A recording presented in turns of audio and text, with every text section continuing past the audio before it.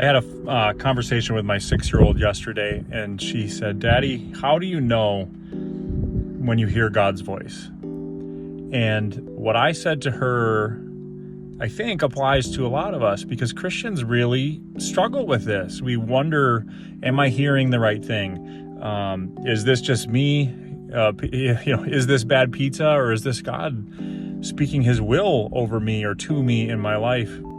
People complicate this maybe too much, because I believe that you are designed to hear from God in the same way that you are designed to breathe oxygen and exhale it out with a little bit less oxygen, that you're designed to ingest food and have it heal your body and make new cells. And I believe that we are made to be able to hear and communicate with God, because his spirit is what breathed life into us, and his spirit resides in us when we become Christians.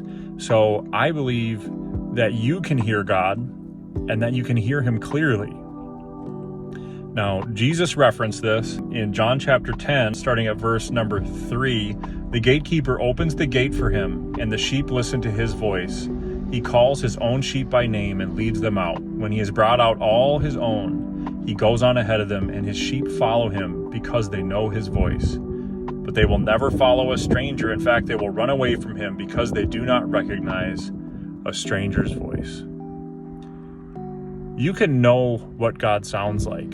You can hear him and listen to what he's saying to you, because he sounds just like what he says in this book. It's clear, and he never contradicts himself. He'll never tell you to do something that goes against what he said to us in his written word, because he cannot change. He doesn't change. He's always perfect. His spirit communicates with your spirit, with the spirit inside of you.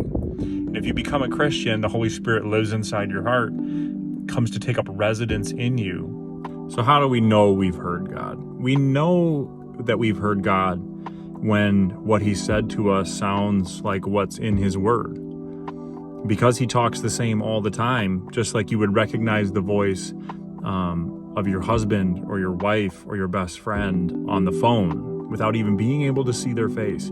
You can recognize the voice of the shepherd. And when you recognize that voice, I dare you, do what he says.